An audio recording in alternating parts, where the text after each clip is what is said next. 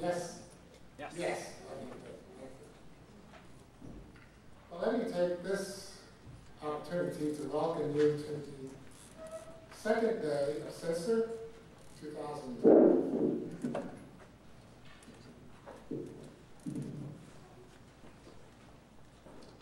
And to let you know at the outset that we have a very busy schedule planned for today.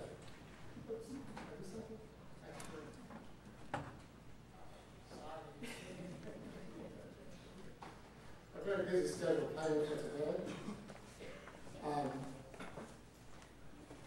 We have a series of activities. There will be a social this afternoon, around 4:30. But the day is really packed, so I'll ask you for your undivided attention to that program. There's a lot going on today and a lot of benefits you can experience from participation today. My name is Bill Bennett, William E. Bennett, and there's an award that was made in my honor called the Webby Award. And one of my responsibilities this morning is to present two awards to two groups for the Webby Award.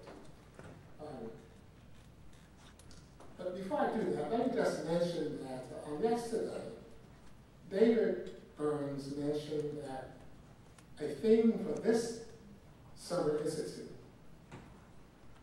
will be moving from knowing to doing. And the awardees today, I think, are exemplars in terms of that theme, from knowing to doing. So, let me begin. Just to tell you something about myself.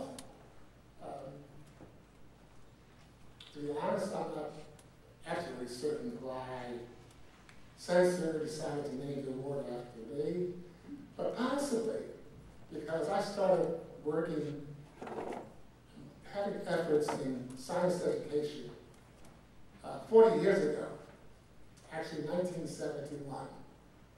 After finishing a doctorate and postdoctorate, and during my years of research at NIH and U.S. Biological Laboratories, and serving on 2 medical school faculties, I became very interested in medical education while on staff at NIH.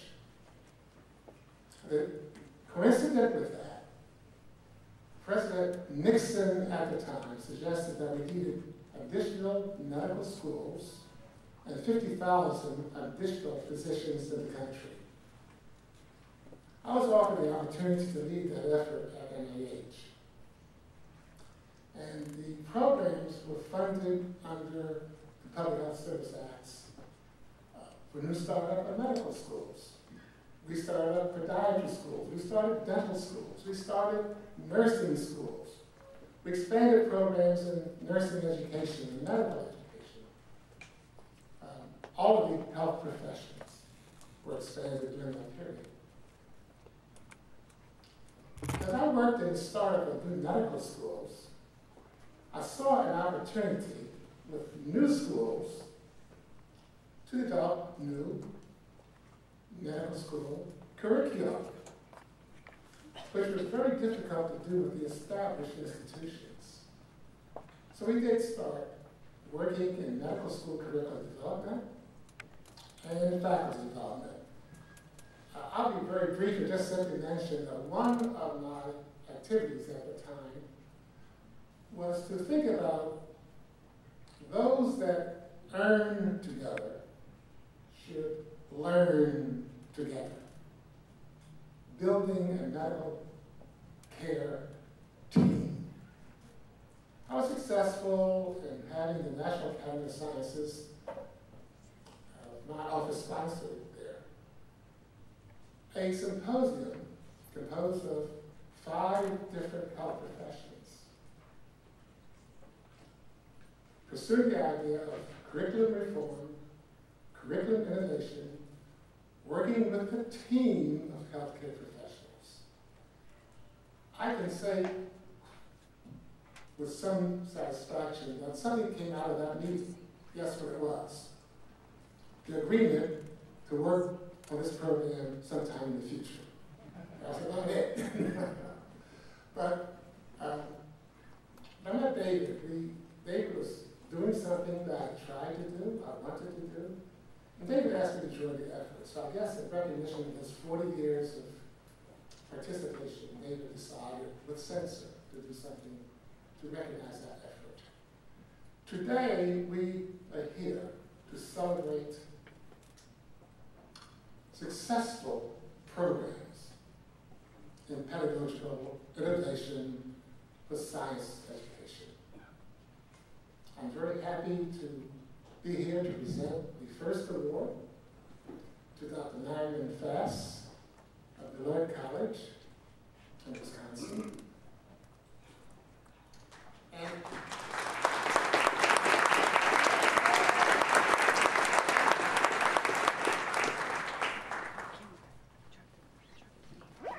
Marion's bio is in your book, so I asked you to look at the bios in the book to get her full bio. But let me just mention one or two highlights in Marion's career.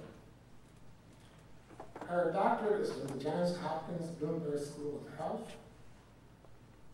And since leaving her doctoral education, Marion has done a lot of work in using public health issues as a basis for understanding and approaching health education in context. And for that, she's received many outstanding awards and recognitions. Marion has contributed immensely to SENCER. Model curriculum development. Models. She's co-authored and published several articles and books on pedagogical innovations in science education.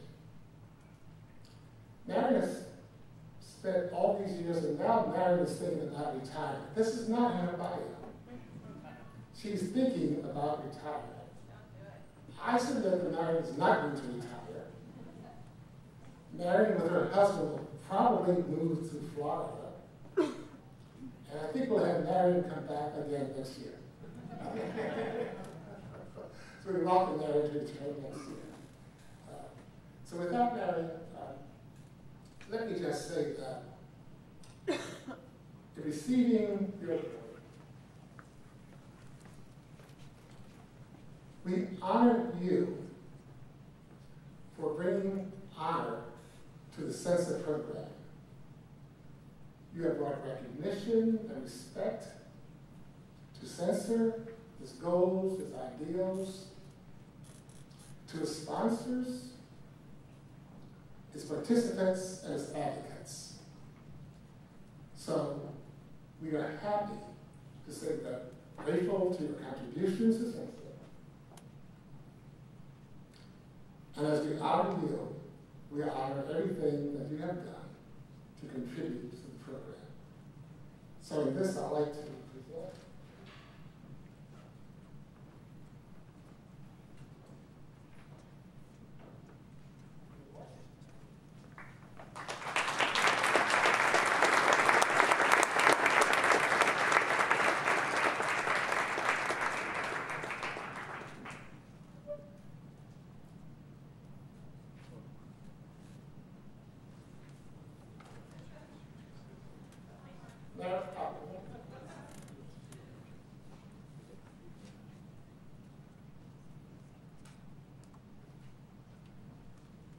So Marion, thank you and congratulations.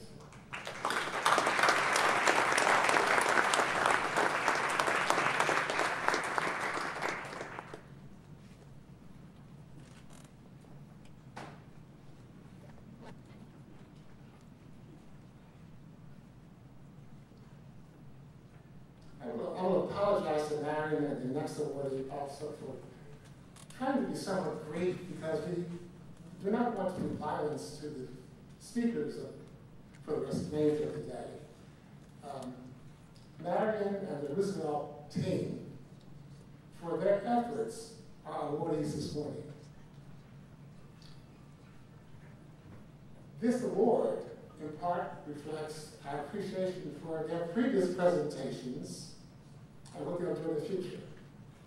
So I think they'll be very sensitive to not taking away from the future presentations, because that would be to deprive future awardees of the opportunity to show their demonstrations and their contributions. So that would the Roosevelt team approach the podium, please.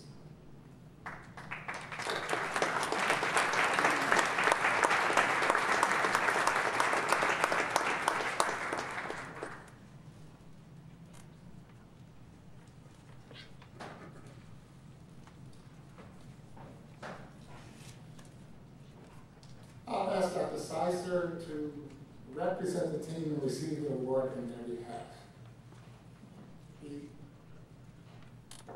The Roosevelt team was recently recognized for the honor. Was at the April Symposium? Yes, at the April Symposium in DC, the Capitol Hill Symposium. The Roosevelt team was recognized for the award. So I'll not repeat what some of you heard this past April with respect to the Roosevelt team.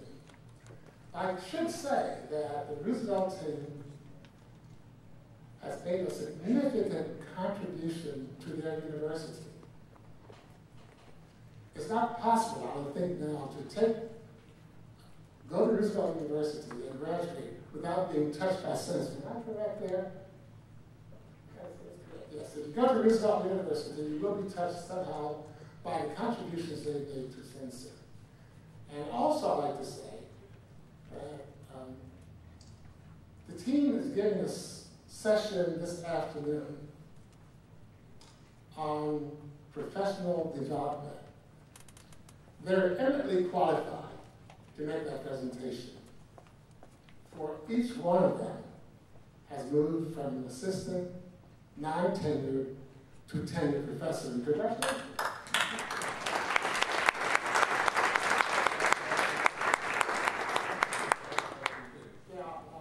You've done a wonderful job. So, for the Roosevelt team, I want to say also, again, in honoring you,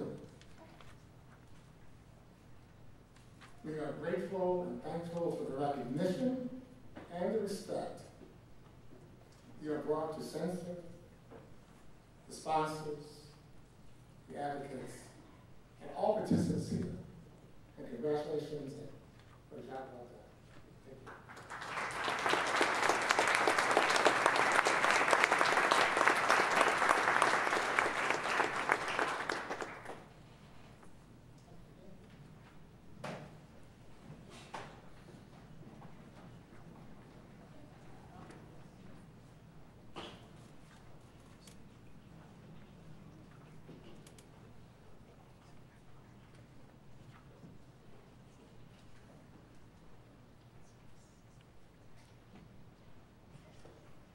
Now we can proceed with this morning's program. We have two speakers working together, collaborating. I must admit, I'll share with you that they have a pretty difficult task ahead of them to come up with a joint presentation 1,000 miles apart and present something that will be insightful, thoughtful, coherent here. Each one of them, Dr. Fass, Dr. Middlecamp, and Dr. Labov have both presented to SENCER before. Dr. Middlecamp is a previous recipient of the Webby Award. And Mary, congratulations to you again. Now they will present on two topics. Dr. Middlecamp's background also is in the bio section of the program. Read it. I prefer not to go through the extensive contributions they made to the universities, SENCER, and the national community of educators. Because to do that would be violence to their presentation. So if you allow me the privilege of asking you to read their bios, rather than me presenting the bios, I would be most appreciative. I'm sure they will be too. So Dr. Middlecamp. Dr. Middlecamp, because you're very trained for your presentation. Thank you very much. Marion.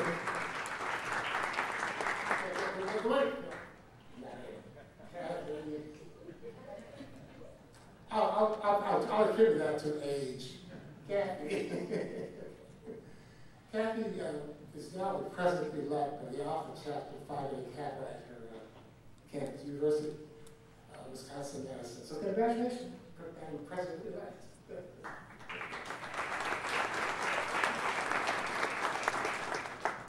Hey, there's nobody I'd rather be confused with than you, Marion. Congratulations to you, and absolutely congratulations to the Roosevelt team. All right, I've been told this needs to come over here. All right. Thank you to a lot of people who got us to this point. And I also want to thank somebody who put sriracha sauce in the cafeteria for breakfast. If you haven't seen it, it really helped everything. I love that sriracha sauce. Now, we did have one small difficulty with clickers. As you see, I've got a slide ready here for you to do clickers. We've actually upgraded technology. And to see the upgrade, you've got to first lift your hand and look at the clicker in your hand. Then notice the green light. Be sure you see the green light on the clicker. It's on. Now this green light is attached, this clicker is attached to your other hand. You're not going to have to raise it. It really is sort of anonymous. You're going to take it and bang it on the table. Also take a look at the table to be sure there isn't any coffee that will be attached to the green light in your hand and the clicker. So the questions, I have two very completely non-controversial questions to get us started. But let me show you the form of them. I realize it isn't quite as anonymous if you had a clicker. So the way you're going to do it is that question mark that's in there covers a variety of sins. It means I don't want to answer, I don't know the answer. The question's confusing, I don't like it, and the question is there just so you get to bang, but you don't have to commit yourself. So now let's practice. You got the clicker in your hand, and let's pretend we're all going to click A. So, start the polling. That started good. One more time. Start the polling. A. All right, that's plenty. Now, the two questions will play out in this talk, but as I said, they're completely non-controversial, and here they are. I will also admit that I learned to spell tattoos, a word I had never typed before. I have to finally Google it to find out and get the red squiggles to go away underneath it. So are you ready? Now remember, you've got the clicker, and I'm going to call for the polling for A first, B second, and C third. And remember, your hand goes to the appropriate choice, A, B, or question mark, okay? So choice A. Thank you. Choice B. Thank you. Choice C. All right. That's why I put it in there. Okay, next non-controversial question, and I promise we'll be back to both of these. About global climate change, we're going to do the same thing. I'll give you a chance to read it. You may recognize that it's a Pew Foundation question, and the previous question was a Pew Foundation question as well about the tattoo. They both came from the Pew Foundation. They could spell tattoo. Now, we're going to poll again. Choice A. Thank you. Choice B. Thank you. Conductor. Choice C. Thank you. Choice D. Thank you. Choice E. All right. Now, again, we did have a clicker technology error. It was a decimal point. We had wanted 200 and we got 2. If you ever need a story. But one of the things I would have done, and I can't capture the sound, is I would have done a screen capture of your responses and put it in here. Not only so you could see it when you went back, but also I had wanted these to show what this group thought when I do the same question with my students. And you know, you can go to the Pew Foundation website and they will give you lots of data. Notice that it's a year out of date here. But it just shows what we've got, and they've got more data, they can grab more data. All right. So to the topic of this talk, it's a course. And I have not taught the course yet, but it's going to be stories about how I got from when I was told that I would be teaching it to now, and not that the clock's running or that I'm counting, but I've got about 4.5 months before it goes live. But there are some SENCER stories in here, and then I'll talk about that, and then Jay will tell some more SENCER stories. A course like this needs a better title. And I picked one that I think is quite in keeping with what Bill Bennett mentioned earlier, moving from knowing to acting. Why did I pick sustainability? Well, actually, it had kind of been in my blood. I was commissioned 3 years ago to write the intro chapter to a national curriculum project, Chemistry in Context, commissioned by the ACS, American Chemical Society, to write a new intro chemistry sustainability chapter for that book, and I did so.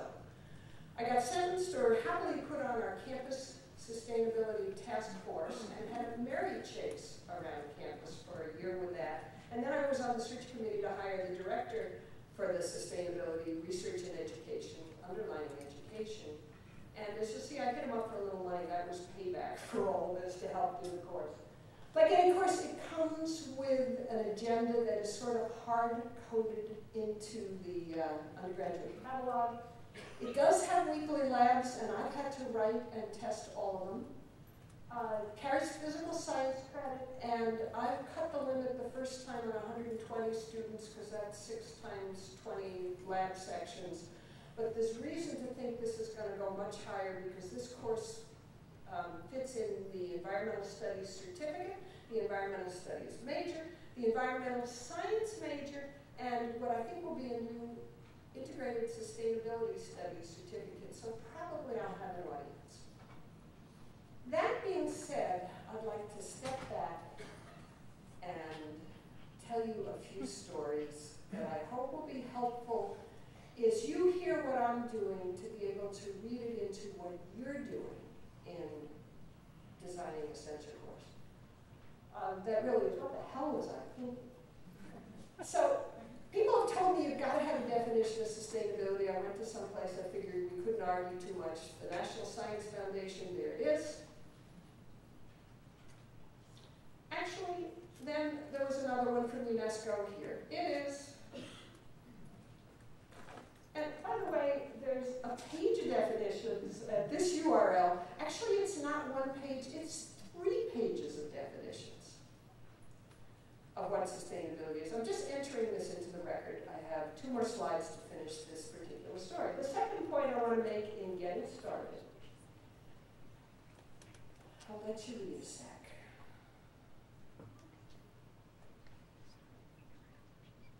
This is true for me.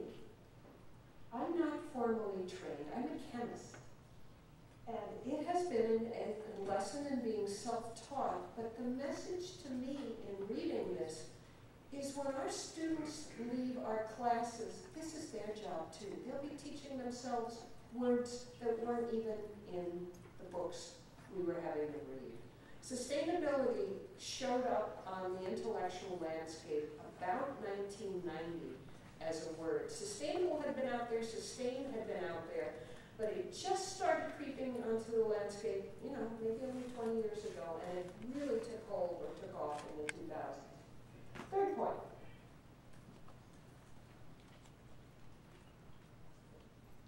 So yeah, we don't agree, but I didn't take this one too seriously. I don't know if we agree on chemistry or biology or math or anything else, so this one didn't give me nearly as much pause as the 25 definitions and the fact that I was going to be teaching myself right along with my students. And the take-home idea I just offered you from this is ask everybody for help, and Google is a good friend on your side, or the functional equivalent. I did ask people about these definitions of sustainability, and they gave me 2 pieces of advice. Always acknowledge them, at least one. Tell them what your definition is. And then don't get stuck in the long conversation that in the academics can go on with, which is we could talk about the definition between now and 10 o'clock, and I'm not going to do it. All right, so story number 2 translates roughly equivalent to the same thing. What the hell is that? Thinking with learning goals. I have been well schooled in this classroom that we have this summer, and for the past, has it been 12 summers now? Wow. Thank you. That you reverse engineer from your learning goals to what's going to go on in the classroom. In other words, you don't pick the textbook first and everything follows. And in this case, since it wasn't a textbook, I didn't have to worry too much about that. Barbara Tewksbury, I could channel her. I think she'll be with us. We'll be talking at length about the importance of setting your sights first and then going backwards. So I thought, well, let me follow my own advice. Let's use Google. Let's ask some good questions. And I think that's a pretty amazing list of things to be thinking about at the start of any course. Now, unfortunately, I didn't write this. Back to Rob Turner again. And I wanted to put up in fairly rapid succession here, if you are going down the pathway of trying to integrate sustainability into a course of its own, of course, whatever, there are 2 really great places to shop on the web to get these folks to help you. His website is one of them. And by the way, these slides all get archived somewhere through the magic of Amanda and others on the website, so you'll find all this stuff. So if I go to his website and I can find learning objectives like you wouldn't believe, I just pulled out the ones that relate to systems thinking. The idea, indeed, that we're operating in a system here with a lot of parts that are interconnected in ways that are seen and not so easily seen, and things affect each other across the system. And then I got, well, there's this much of it too, and there's even more of it, and okay.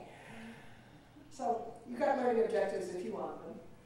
Then I went to the other place I almost always turn to, which is the Washington Center for Undergraduate Teaching and Learning. Jean McGregor is one of the stars of that show.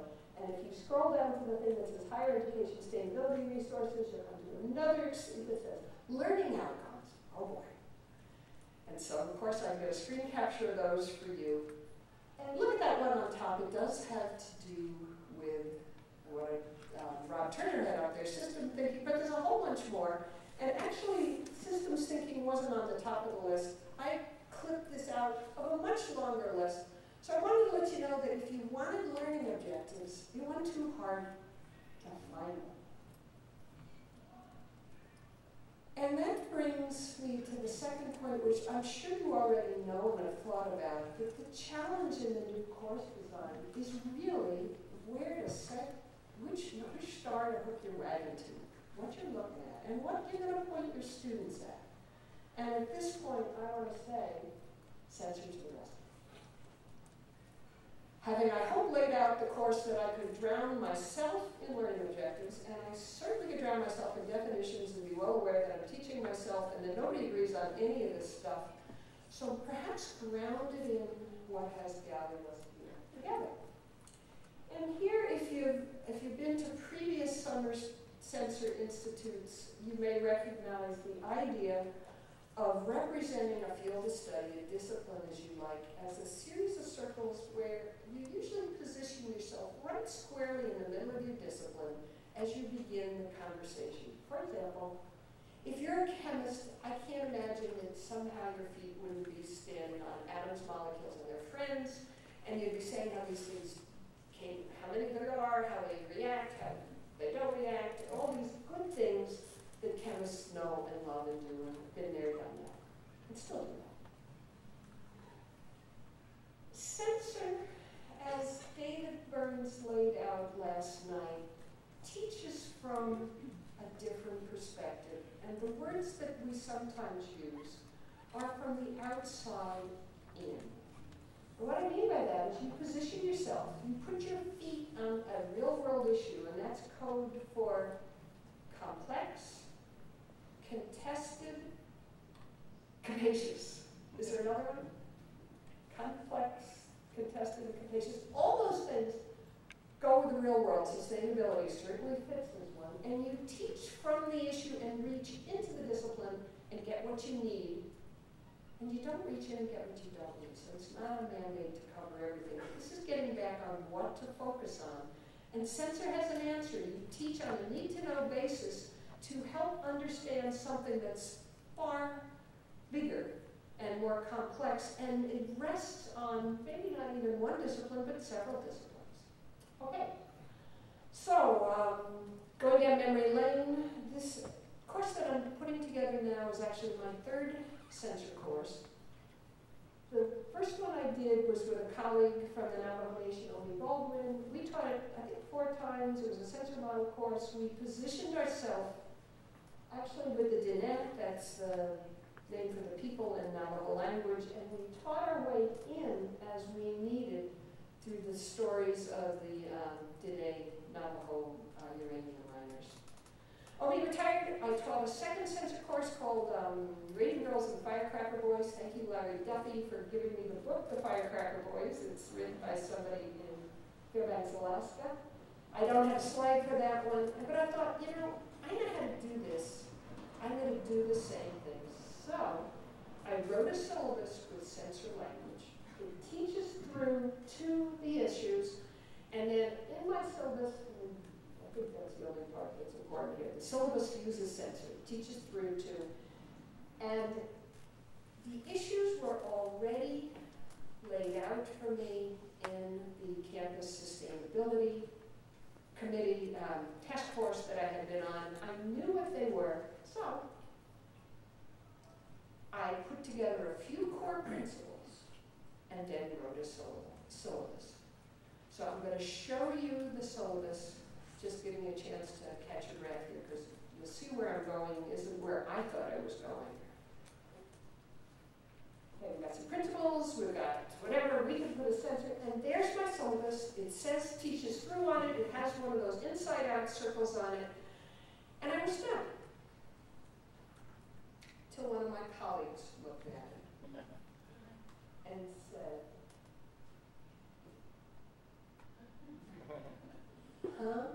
actually, that's not what he said.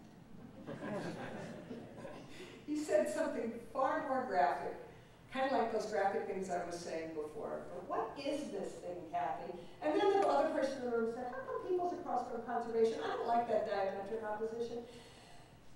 And people started going after this and said, this isn't going to help anybody. So it kind of brought me to this point. That sometimes just when you think you're tracking down what might be helpful to people and somebody on the outside puts their eyes on it and says, what the hell is this, Kathy? I don't get it. You need to step back and reground yourself in SENCER and say, you know, there might have been a way to do outside in, and actually I know how to do it now. Topic for another talk. Let me see if I can find another metaphor that will more quickly convey to my audience, which is the students, and co-creators, which has turned out to be the students, how to do it. So there's on a good day what Madison looks like. Those of you who have been there know that we don't always have good days. We're under a bit of drought right now. But the metaphor I came up with was, let's put a signpost on the campus. We are going to use as our complex, capacious, contested, real-world issue sustainability as it's lived out on the UW-Madison campus. And that's where our feet are going to go. And I know what I'll put on the signpost because those things were already up there. I just took it off that earlier sign of all those things that were listed in the Sustainability Task Force, and there it is. Then I thought some more, and this is what I did. So I went from here to there. Took a deep breath and said, this is better. And I want to reiterate again a point that I'm sure you all know, which is in choosing what to focus on, although you'd love to do everything, before I could even start to design the course, I had to cut it back to something reasonable. And I'm actually thinking about just doing energy and food, and that energy and food really are awfully close. Although one's measured in joules and kilocalories, and the others in some other unit that we'll talk about in a minute that's been giving me fits. So, having then gotten this far, I'd like to tell you how I got a better look at the students. Because here I had been running around in my own head about what we're going to teach, how we're going to teach, how it connects to what everybody says about everything, and remembering that there's real people involved in this. And the way that it turned out that I got a look at the students is in this photo. You may recognize it. It's how everybody's lined up with a cap and gown. This is the UW Madison commencement. And you've just got to take the screen and put it in all directions. You know, we do it in units of 4,000 to 5,000 at a time. So with your clicker in one hand and you're attached to your hand, I'm going to just ask a yes/no question. And it's only a yes. I want to know, how many of you have been commencement marshals? All right, thank you. Polls closed. No question mark this time. So for a variety of reasons, I got tapped to be a commencement marshal. It really meant I had to pay somebody back. I owed something. On our campus, there are two kinds of marshals. There are the smart marshals and the stupid marshals. Partly I was a stupid marshal because I didn't even know how to spell marshal. I now know it's only one L and it's not like martial arts. And all marshals, whether you were smart or stupid, get to wear something. I called it bright orange. It's kind of more like bright pink or bright orange pink, but you do get a distinctive colored robe. So I said, yes, I'll be a commencement marshal, and you know, it turns out there are no pictures of the marshals. I'll tell you in a minute how invisibility plays in, but I couldn't find one, and nobody took a picture of me. I was not in the photos.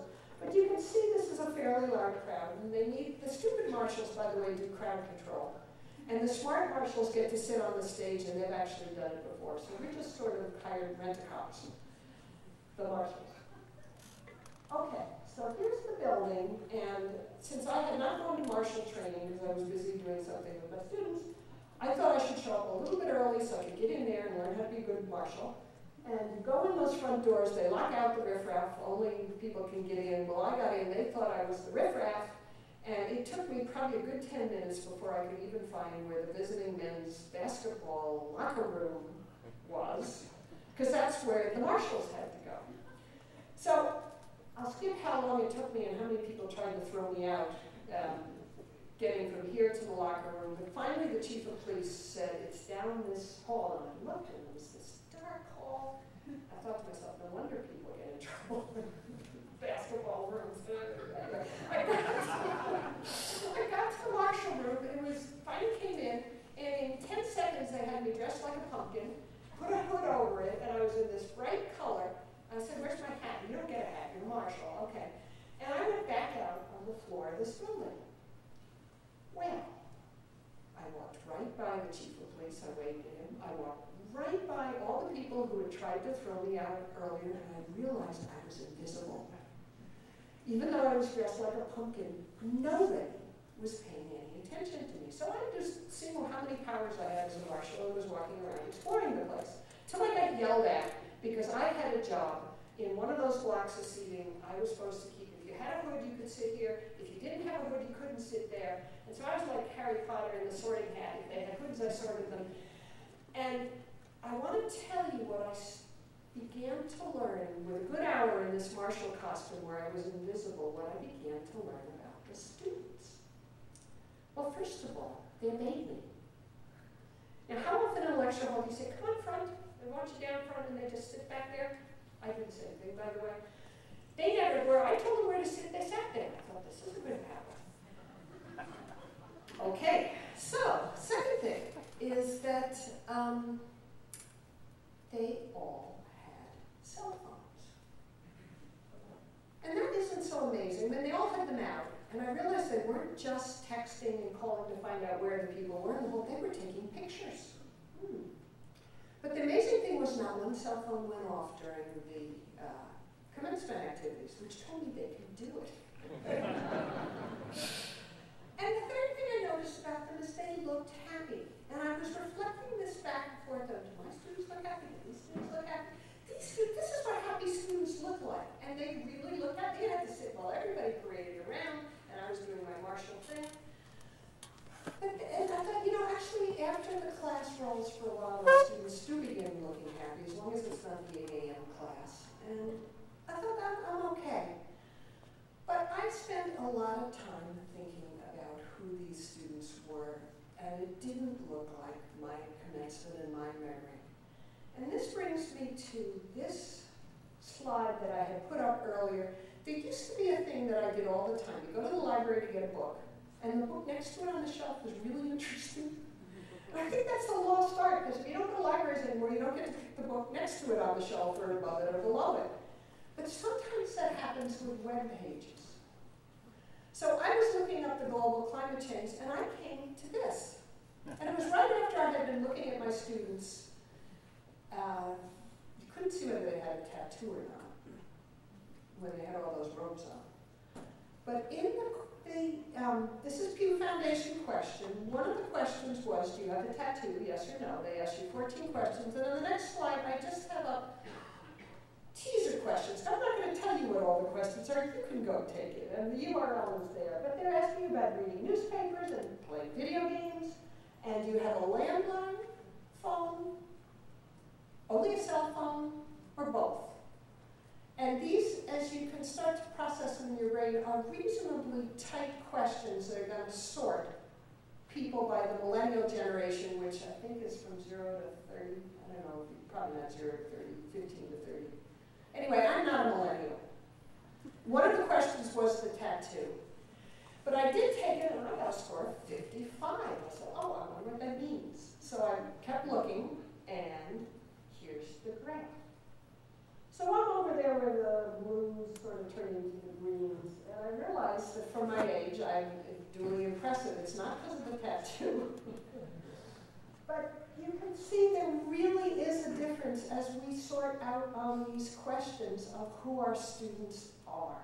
And I think it's only because my students taught me how to use my iPhone and do a few other things that I could answer some of these questions for reasonably well. The guys who put this together had a sense of humor, and here's the quote that was on the website, right under the graph.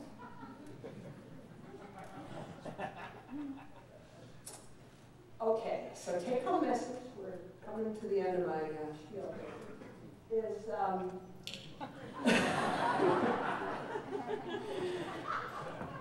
all right. This graphic, by the way, was one of the most fun to put together. So yeah, in designing a SENCER course, part of the take-home message here is these kids are really good at some things. They would have Googled what the answer is on sustainability and learning objectives and all this stuff a lot faster than I would. And to get to, there's only 2 more of these, to the end of my part of the presentation, I do want to talk a little more about the students. I did a couple of things as I was planning the course. One is you get to teach a capstone in actually both the programs of integrated liberal studies and environmental studies. So I said, I'll do a capstone. I want people on the capstone who want to work on the sustainability stuff, and I got plenty of takers. So they helped me. And I want to come back and show you a snippet of student work, and then you'll see what I'm getting at here. So the course teaches through.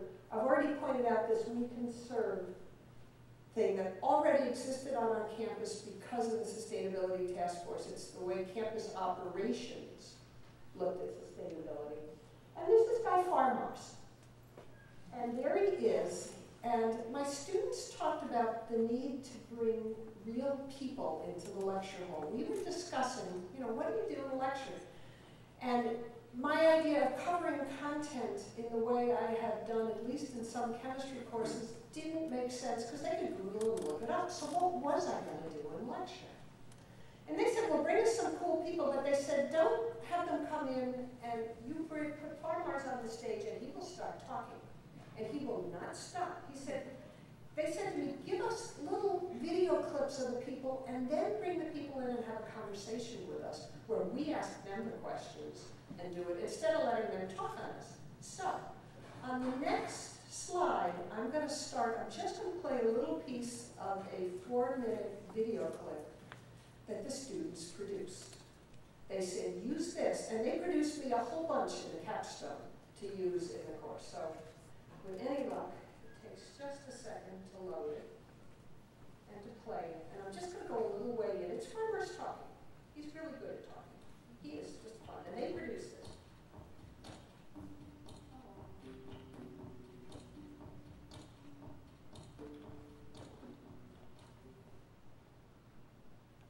In year 2006, the university decided to have a comprehensive approach to deal with environmental stewardship issues.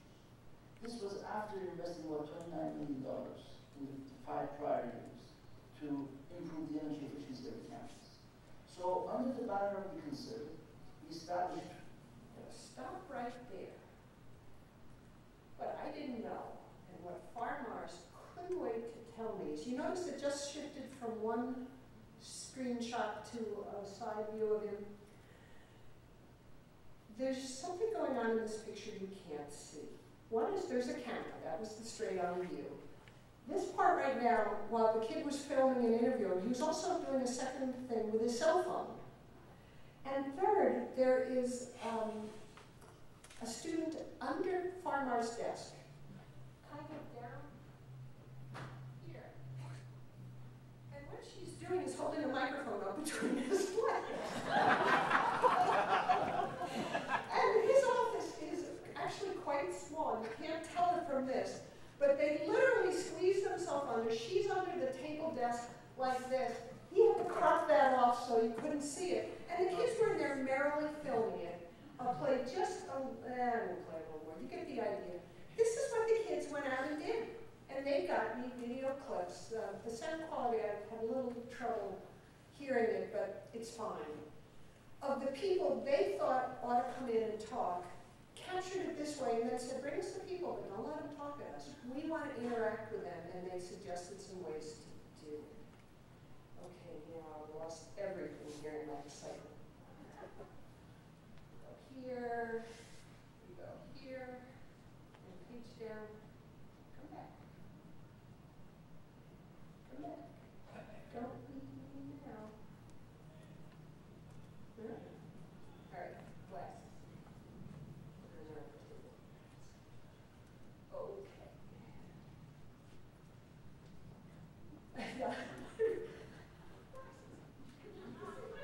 This is what happens in lectures too. When you don't know something, oh, this is perfect. Thank you. When I get stuck on something or other, and I don't know it, they look it up and have the answer. Thank you. Nice. All right. Take-home message from this is sometimes your students really, really can help you. Find a way to bribe them in any way appropriate and get them working for you. And, Capstone did it. Now, got your clippers? You haven't forgotten that this green light is attached to this hand. I'm not going to talk about this, I'm just going to put it up and then we'll debrief. So, I'm going to poll for choices A, B, C, and D. You ready? Okay. Choice A. Here. Choice B. Choice C. Choice D. I love it. And I wish I had your responses because these are going to go right back in the classroom that you actually voted for all the choices and with some enthusiasm. All right, let me just talk about answers here. It's actually not a unit of power. It is a unit of energy, and it's maybe a unit of electricity. This is a little confusing, at least to me. So let me say what I just did then. I went and Googled, what are the units of electricity? And my clicker, yes. I went to answers.com, and there it was. And it says the quantity of the SI units is the coulomb. And I said, no, it isn't. That's a unit of charge. That's not a unit. I know that. Right. So what is this? So I said, let me keep looking. At answers.com, I went one step further. And then it goes, all right, the same program, you say several different units, and you said, But, oh, there's electrical energy, the last one, in kilowatt hours. So I brought this to my students and I said, you know, I'm a chemist. I'm not a electrical engineer and I'm not a power company operator and I barely can decide my own bill when I get it from Madison Gas and Electric. Do you have trouble with these units? And they said yes. And one of my students said, you know, I think I can put together some PowerPoint slides for you, Kathy, that you can use in your lecture, and this will really help students understand. I said, go.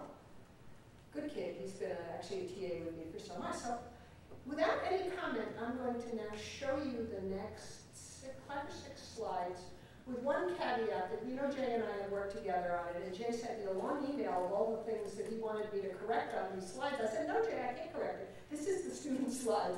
So I just want to let you know that somebody tried to get in here and correct them, but I didn't allow that to happen. So here is how the student said, here are the slides, and he ran them by the class, and he said, oh yeah, this helps. So here we go.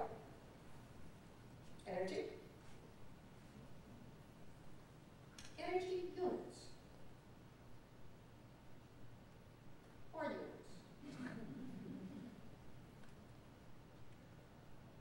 Power. All right, let's get energy and power related.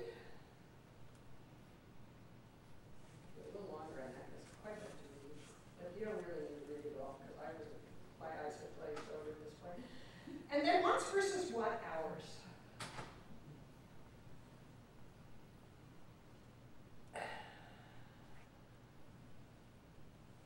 All right, so our next take-home message.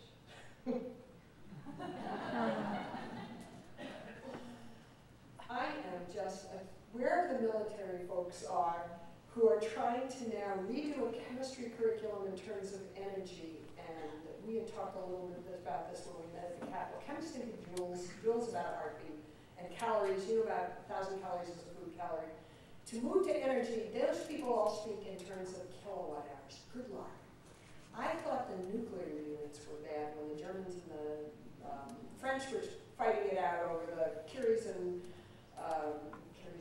Becquerels, as opposed to the Rankins, Rads, and Rems, and the German side of the equation. The energy people have it in spades. I've gone from one terrible unit of segments to another. So, yeah. Last thing, as I'd like to revisit the learning goals. And I've thought long and deeply about this, and then one day, one of my students came in with this t-shirt, and he also has served as actually an undergrad teaching assistant with me. And when he does introduction, you know, icebreakers with students, he says, okay, you know, give your name and tell us your favorite superhero. And this is where, by the way, I flunked the millennial quiz. Because all the students immediately had superheroes, and they told them, and I was going, which one is that? Where's Superman and Spider-Man? I'm okay with those. They went through all sorts of heroes that I had no clue about. And in talking with my students, they suggested, you know, you maybe can cast your learning goals in terms of superpowers. We'll get them. I thought, all right. And I came up with 3. I'm going to very briefly end this talk and tell you how I would do one of them. I'm going to show you the other 2, and then Jay is going to have fun with this. All right. So the first superpower I thought my students should have is to see through walls. Actually see through everything and see the infrastructure that is so well hidden from us, of electrical conduit and wires, and they go down, and our campus is steam tunnels and chilled water, and they all go back to the cogen facility, which is in this building. They house sort of a 747 jet engine in here that runs on natural gas, a couple of these things, and it generates power. You can go to the control room. My students are going to the control room. We all went to the control room as part of the capstone, and on those screens, you can see what's coming out. That's the turbine, the 747 engine. What's coming out in the exhaust, and here's a close-up of CO and NOx, carbon monoxide. NO is nitrogen monoxide and nitrogen dioxide, and parts per million is a unit of concentration, and those numbers may not mean anything, but what I mean by seeing through walls is to see the connections, and this gets back to those bigger learning goals that are so hidden between running this laptop and that power plant over there putting something up in the air that then comes down somewhere else. All these events of pulling an electrical switch or turning on an appliance or plugging in a cell phone send something out that smokestack. And I want people to start, as they look at things, seeing the connections they can't. I don't know where that came all. It's hard enough to find electrical outlets at an airport, but those are connected to something. They're connected to something, and that's just one example of the connections I want students to see that you can't see. Well, that's another superpower. Aldo Leopold, John Muir, Gaylord Nelson, former governor and founder of Earth Day, are some of the voices from the past I hope my students will start hearing and talking to, even though they may not be able to do that. But I also want to be able to talk to the janitor who was in their dormitory at the turn of the century, putting wood in the wood stove that heated the dorm. Because I have some of his voice. He has a story to tell, too, of how the kids used to yell at him when they were getting cold upstairs, and he was supposed to throw first more wood on the fire in the basement of the building and burner, and then more coal on. There are many voices from the past who have stories that we need to hear. And I want to teach my students to hear them, and I think I can assess whether they've heard them or not. Now this last one. This is my generation. Some of you know, some of you don't. So, okay, who converses with the flowers and talks to the rain? Yes, you know, who is it? I could, while away the hours, conversing with the flowers. And talking to the rain. And I tried to get Jane to come up and sing because he does this much better. With the thoughts, I'd be thinking, I could be another Lincoln if I had a brain. Now I'm glad our program officer isn't here while SENCER is singing if I only had a brain. Sorry about that, David.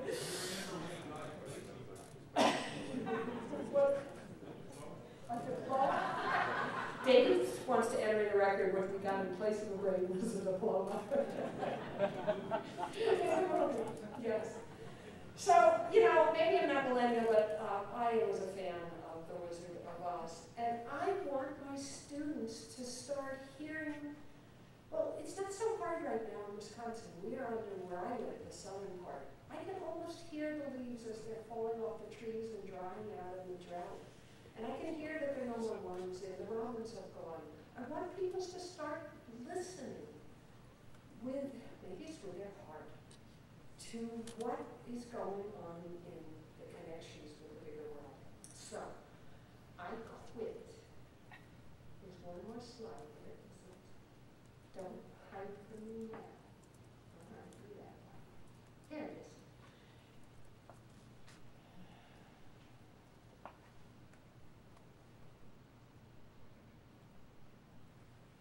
Sometimes when you get caught up in learning objectives and defining sustainability and, I don't know, talking and hearing voices that nobody else is hearing, you forget the bigger picture, and I'll use a slide like this to call it back.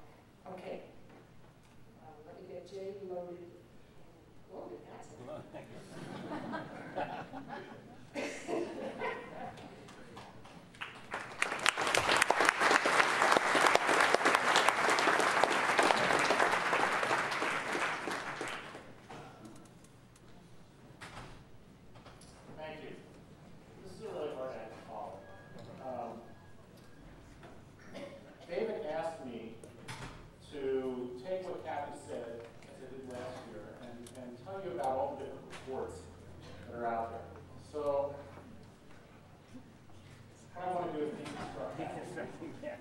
But I also want to close something toward the end of this presentation that actually harkens back to voices from the past.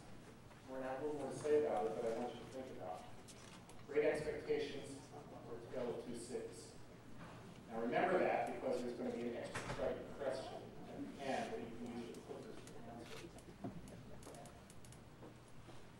So last year, Kathy and up again, and I gave this presentation, which had all kinds of reports out the wazoo, right? And they're all up on the SENCER website. And then last night, or yesterday afternoon, Martin Shortsteed told you about a whole bunch of other ones, right? And we're going to have a resource list. So I never thought in my entire life that I would ever say this, but what I'm going to do today is emulate Sarah Palin. And instead of taking the question that David asked me to do, I'm going to answer what I want.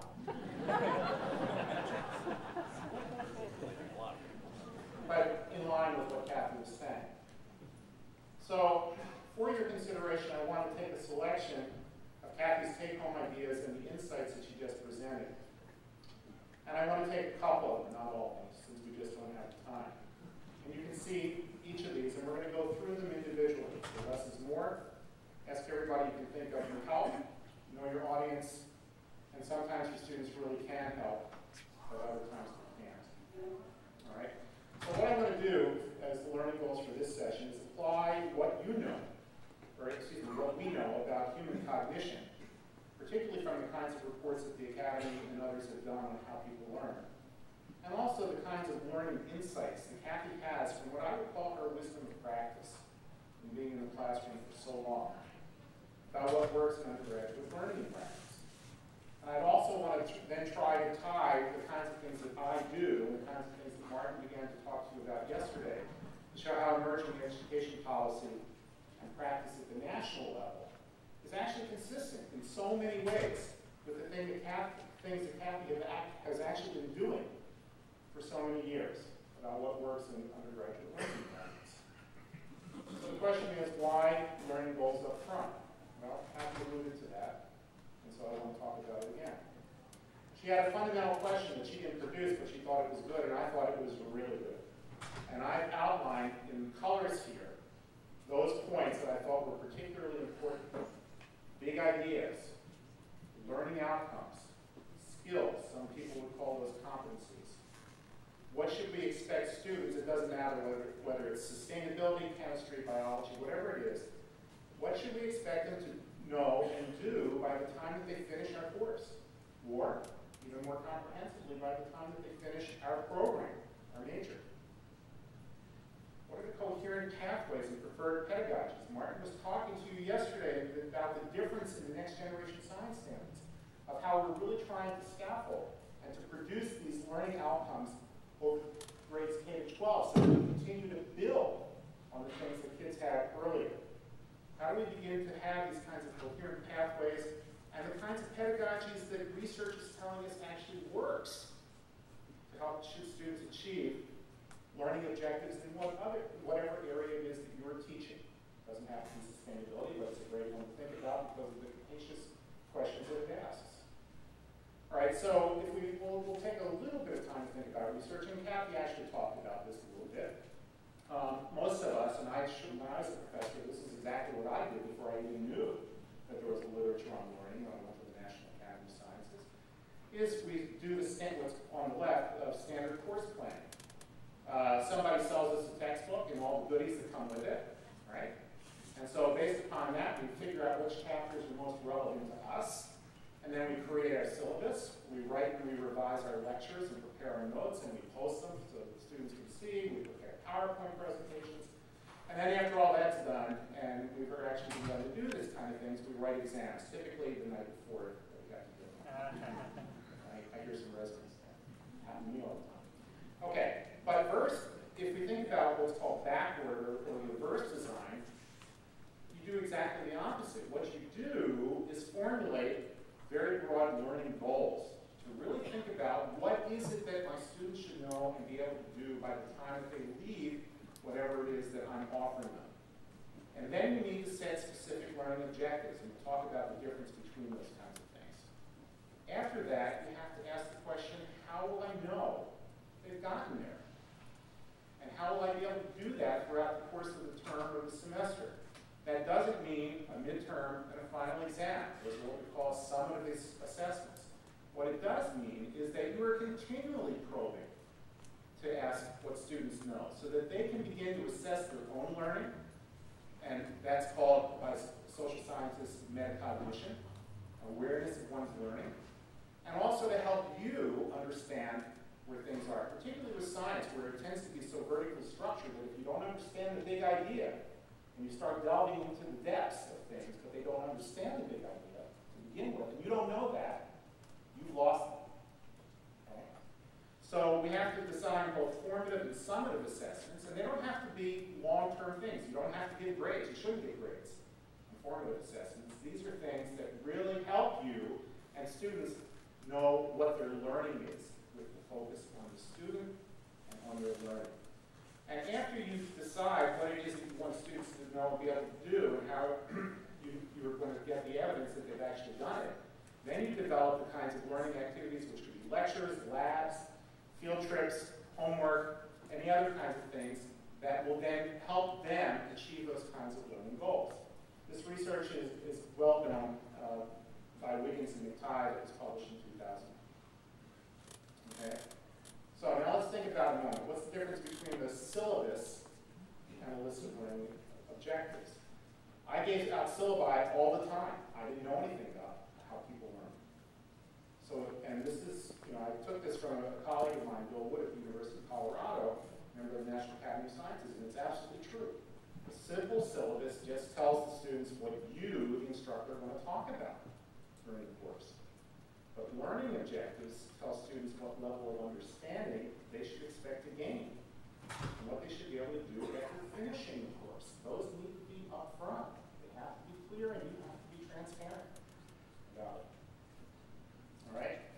Now, you can argue whether Bloom's is the best way to talk about this, but it's a fairly simple way for scientists to understand the kinds of things that we're talking about and what is it that we want our students to know and be able to do. And so if you look at this, this is actually over 50 years old, and it's been modified a number of times. If you start at the bottom and work your way up from levels 1 through 6, what we have are things at the bottom like factual knowledge, which involves remember and recall, through application, number 3, applied comprehension to things that people aren't familiar with, to synthesis and evaluation, levels 5 and 6. Very, very different kinds of questions. Typically, when you ask faculty what their biggest issues are with incoming students, they say they can't do anything other than spit back and regurgitate information that they had, right? They're only at the factual knowledge level, and what we really want is for those kids and their teachers down there to move them up higher, all right? If we think about Bloom's levels of understanding, what we need to be thinking about are some real concrete things that students know what they have to do. To say, we want you to understand something, doesn't tell anybody anything, and it's pretty difficult to measure understanding. But if you're talking about a combination of things here, that probably people need to know. They have to have some factual knowledge in order to be able to think about some of these higher order things. They ought to be able to define things. They ought to be able to name things. But if you're going to move them to level 6, they should be able to judge information that's contested. They should be able to justify their position based upon evidence.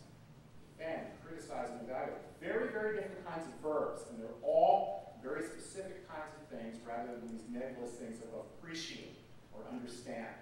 Okay? These are really important things to do in laying out learning goals and objectives. All right? Now, we're going to use a clicker again, and one of the other benefits of clickers is that they're anonymous.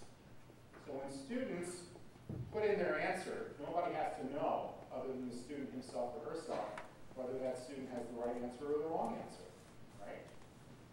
You can simply show in histograms what the class is saying. So in this case, I don't want people tapping on the table because I think other people will be able to watch you. What I want you to do is just think about it yourself. And if we had clickers, you would have been able to use it. So think to yourself for a moment, what Bloom's level, and they're listed again on the right side of the screen, you teach most of your course.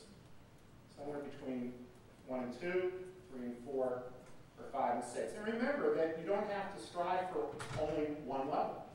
There are a whole lot of different kinds of skills and learning objectives that can happen at different levels. But where do you tend to focus? Okay?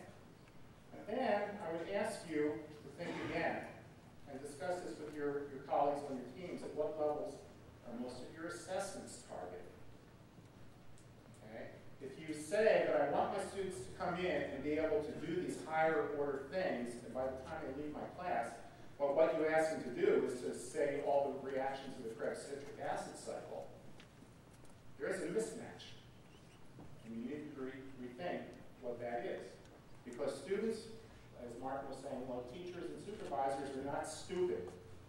They know what they're rewarded for. They know and will follow the kinds of things that they're assessed on. So if you're going to be assessing them on low-level things, because it's easier to do, you know, fill in the bubble, rather than reading some kind of an essay when you have a lot of students. But you're telling them you want them to do higher-level thinking. There is a major mismatch, okay? And we have to really begin to think about how we begin to rectify this kind of situation if indeed it occurs. Okay. Now, let me go through a few of her take-home ideas. The first one is less is more. If you thought about her learning goals for students, they were the big ideas, the learning outcomes, and skills or competencies. So what is it that we should expect students to know and be able to do, and what are those coherent pathways and learning objectives? Things we have to think about all the time. And when we think about coherent pathways, that's not just us, not you individually. Those are the people on your team, the people who are going to be teaching the courses above the introductory course that you teach, the people who are going to be teaching the juniors and seniors above the sophomores. How often do we talk to each other about these things to try to have that kind of continuity and coherent pathway? Okay. She also said that we should be able to see through walls, etc. I'll leave that for now. But I think she made a very cogent case for it. Now, one thing I haven't talked about at all is that. Right? Where's the content? And I hear this all the time, whether I go to a research university or a small liberal arts college. How can you expect me to do this stuff, which is what we're talking about here at SENCER, without having all the content in there? All right? But remember, if we accept the idea that information is doubling approximately every 3 years now, okay? In 2011, the amount of information generated was 1.8 zettabytes. I had no idea what a zettabyte was. A zettabyte is 1 trillion billion bytes of information. And if that's doubling every couple of years, that's an enormous amount. So what you can figure is that the stuff that you teach your first-year students, particularly in places like biology, by the time they graduate, about 50% of it will have changed. And furthermore, we don't know which 50%. Right? So we have to rethink the purpose of content. What is content for? Is it for a purpose, an end unto itself? Just to memorize the stuff and say you know it? Or is it something more? Is it something that can be used to scaffold learning toward thinking about taking this information and that information and pulling it together in ways that all of a sudden you have new insights? Okay? Alvin Toffler, who is a futurist, said that the literate person of the 21st century will not be the person who can read and write. It's the person who can learn, unlearn, and relearn. Okay? So content has its place. We understand that you don't move from being a novice to experts, as our book on How People Learn says, without knowledge.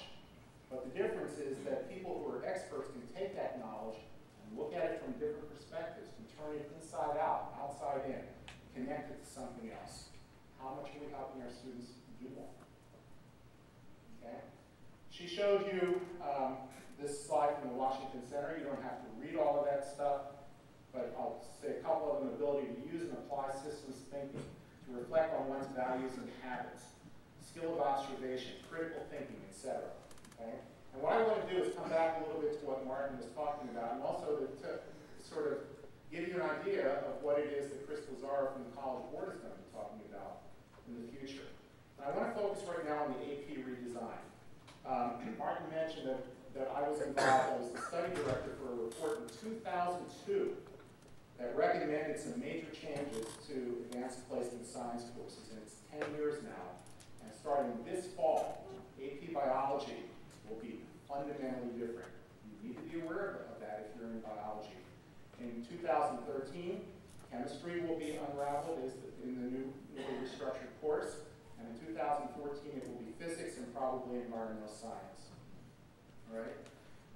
For each of these disciplines, science panels were convened, and for each of those disciplines they were asked to talk about the big ideas and unifying themes of that discipline. Not 50 chapters of a biology text. What are the big and enduring ideas? What are the enduring understandings? Things that are likely to last beyond the fact that data and information is doubling every year and every other year and changing that quickly. What are the various competencies of those disciplines? And what are the evidence models that we use to get that kind of information and insight, including various kinds of formative assessments, and how do we know that students are learning this? All right? So here's the kind of evidence of learning that you can look at that is supposedly now in all of the AP redesign. And what you notice here is that this goes beyond. It doesn't say you're going to memorize metabolism. It doesn't say you're going to memorize the difference between the second and third law of thermodynamics. Right? These are things that are moving students from being novices in that discipline toward greater expertise. And if you look, they're very similar to this kind of thing in sustainability. There's a meeting of the minds. Okay? Here, for those of you who are in biology, are the big ideas and unifying themes of the new AP biology course. And notice how conceptual those big ideas are. It's not listed by photosynthesis. It's not listed by the various kingdoms. I'm a biologist, by the way. It's not listed, by ecology. These are very interconnected kinds of things out of which other things grow. Now, in the next session that I'm doing here with Karen Oates, we're going to be talking about a report that came out in 2011 called Vision and Change in Undergraduate Biology Education.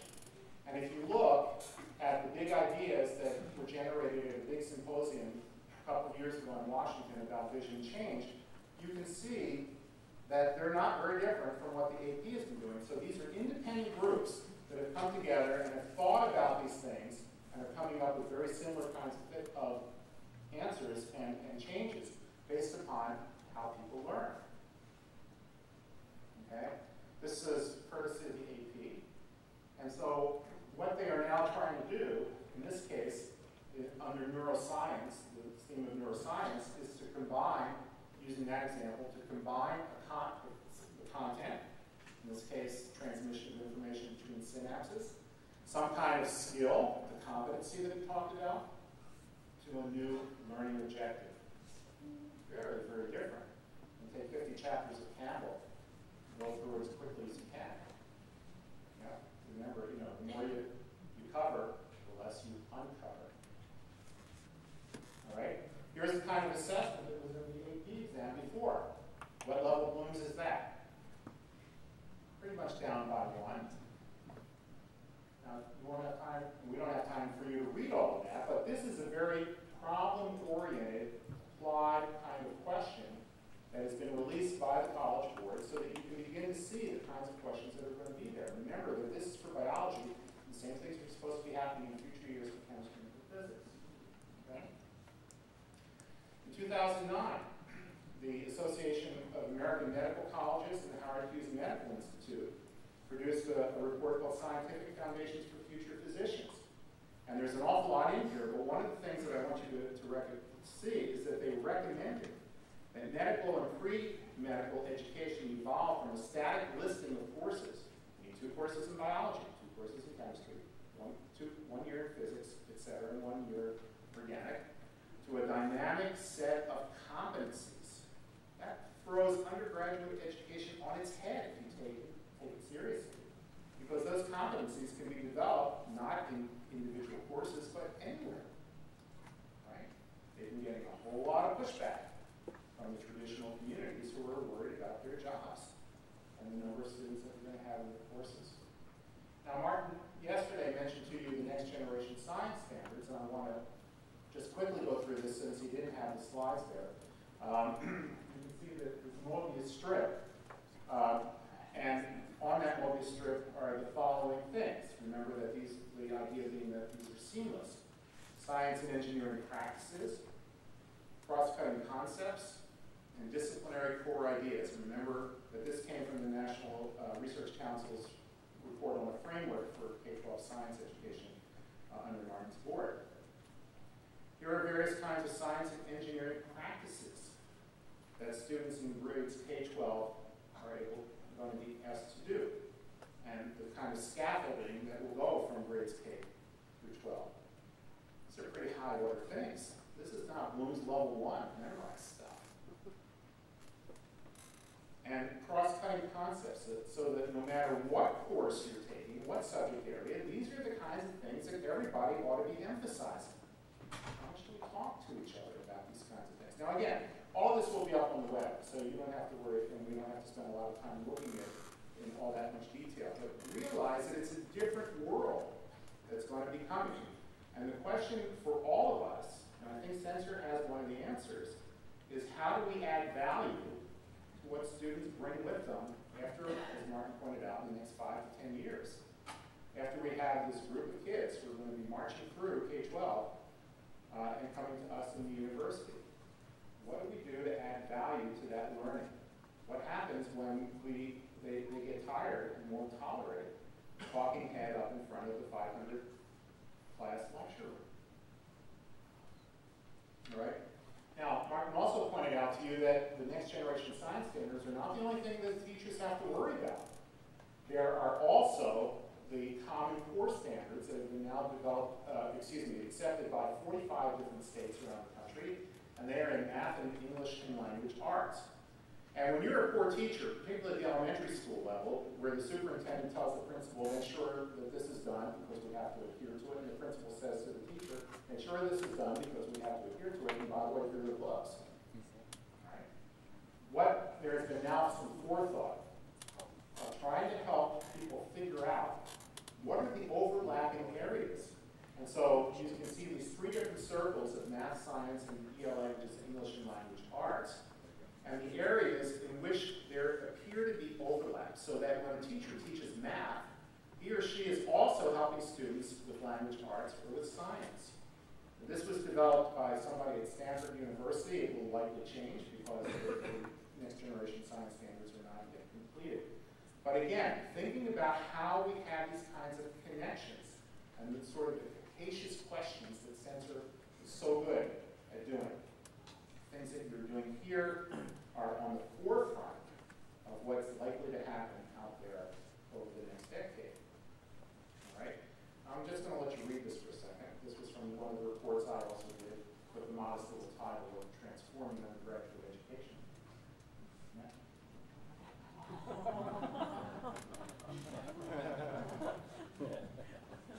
Okay.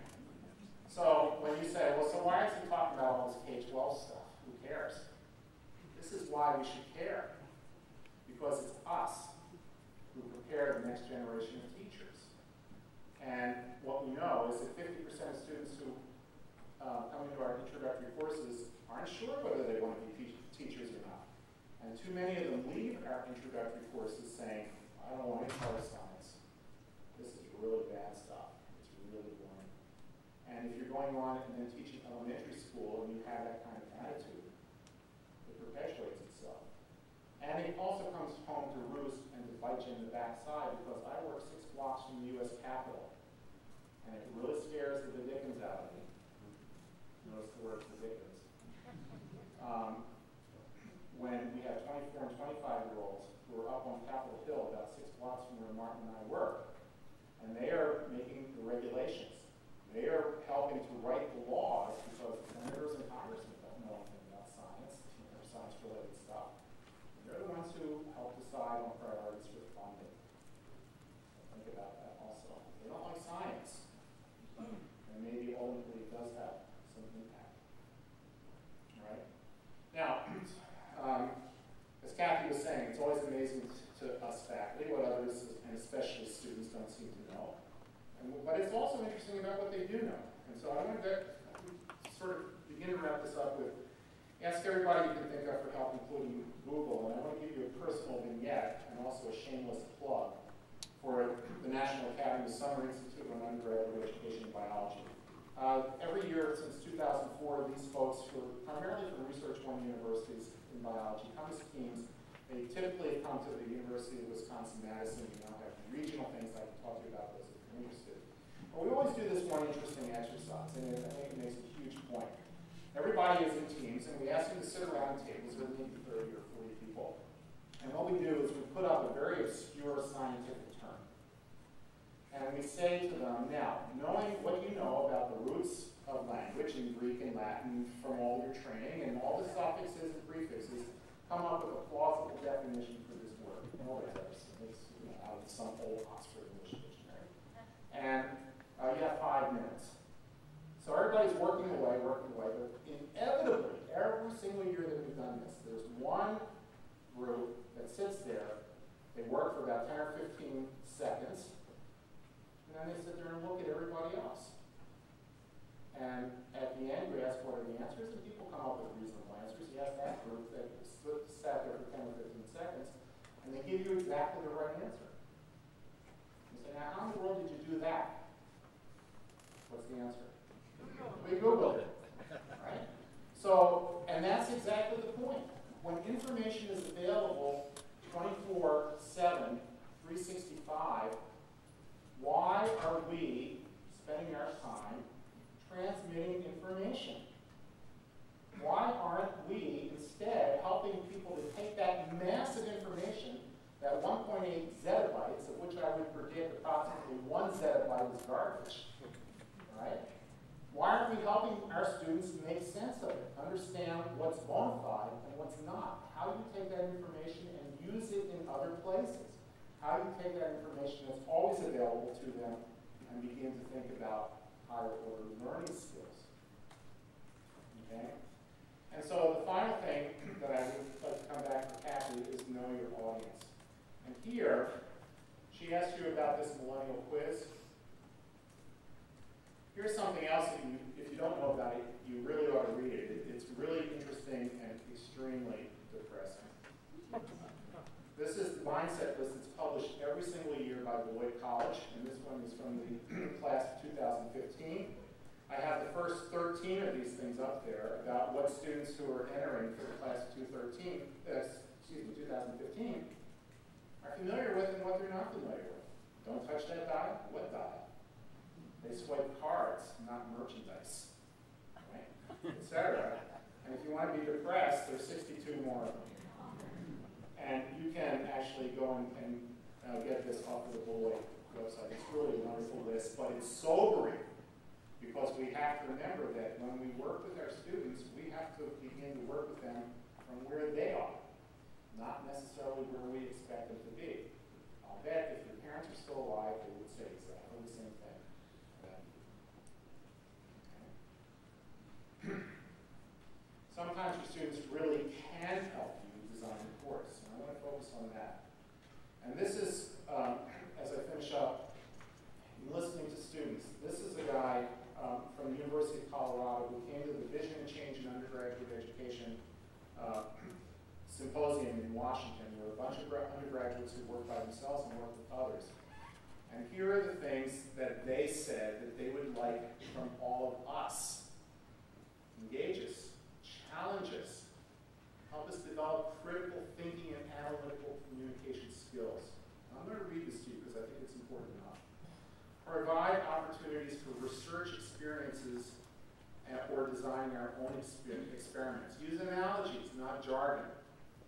Make learning relevant, exactly what Kathy was talking about. Give us ownership of our learning, exactly what Kathy was talking about, and what the SENCER ideal is. Infect us with your enthusiasm about the natural world. Why did we all become scientists or mathematicians or engineers? We did it because we loved it. How do we help rekindle that and transmit that to our students so that the next generation, whether they go on to be scientists or not, learning goals transparent to us. So I would end with this. Education is the kindling of a flame, not the filling of a vessel. Pretty modern thinking about what we're doing, except it's not. These ideas have been around all the time. We have to begin to rethink about them and actually move from thinking about them to doing them, talking about them, thought to action. All right?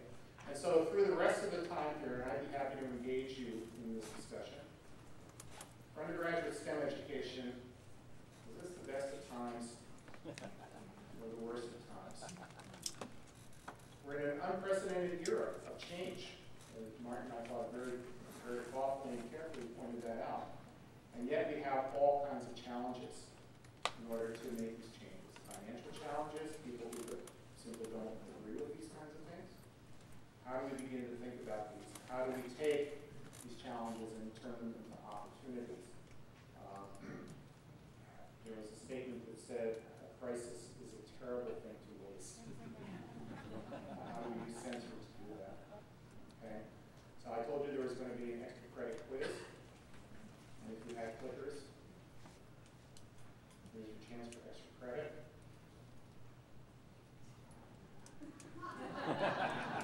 And I thank you.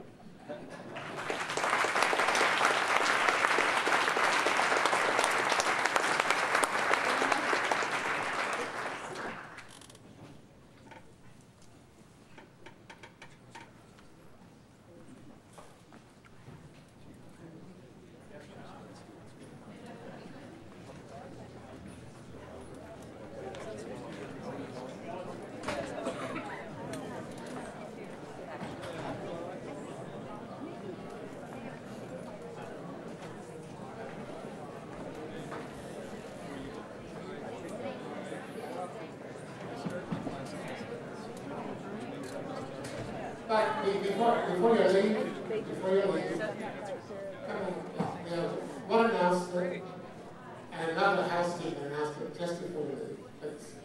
If you were planning to go to the Civic Engagement, Science, and Democracy session, that is now on the Locatelli lawn right over here, instead of the Arts and Sciences patio. So do not go to the Arts and Sciences patio if you want to go to Civic Engagement, Science, and Democracy. That's right outside. Speakers, presenters, it's been a very insightful morning. See all of you at the end of this session. Thank you again.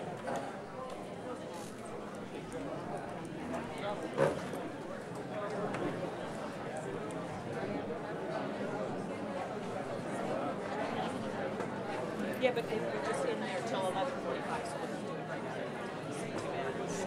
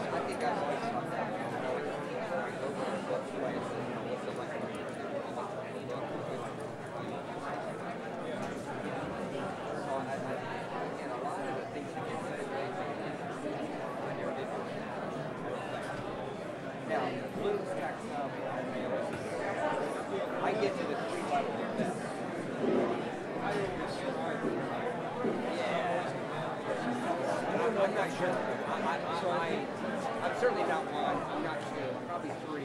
I'm not sure if I get all the way up to 4 or 5. If I were teaching an advanced level class, now there's my defense mechanism. If I were teaching, are we on the air? If I were teaching an advanced level class,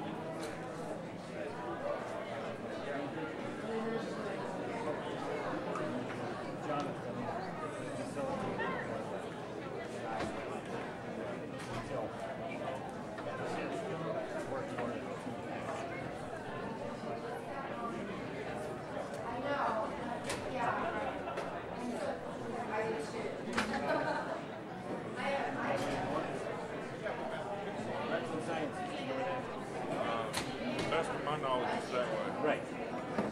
It's where the bus stop.